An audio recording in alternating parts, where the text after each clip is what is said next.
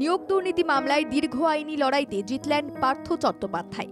ইডির দায়ের করা মামলায় সুপ্রিম কোর্টে জামিন পেলেন তিনি। শর্ত সাপেক্ষেই শীর্ষ আদালত পার্থ চট্টোপাধ্যায়কে জামিন দিয়েছে। বিচারপতি সূর্যকান্ত নির্দেশ দেন ১ ফেব্রুয়ারির মধ্যে তাকে জামিন দিতে হবে।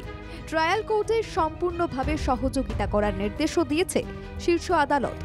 পার্থ চট্টোপাধ্যায়ের বিরুদ্ধে ডিসেম্বরের মধ্যে চার্জ গঠনের নির্দেশ দেওয়া হয়েছে।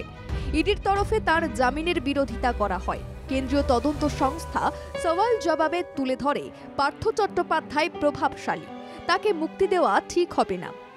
যদিও পার্থ চট্টোপাধ্যায়ের আইনজীবী মুকুল রোহতগি বলেন, পার্থ চট্টোপাধ্যায় ছাড়া বাকিরা সবাই নিয়োগ দুর্নীতি মামলায় জামিন পেয়েছেন, তাই তার মক্কেল জামিন পেলে মামলায় কোনো সমস্যা হবে না।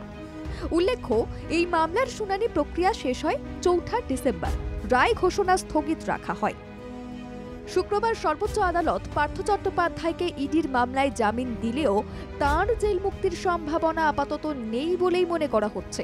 কারণ সিবিআই এর দায়ের করা মামলায় এখনো রেহাই পাননি পার্থ চট্টোপাধ্যায়, তাই তাকে আইনি লড়াই চালিয়ে যেতে হবে।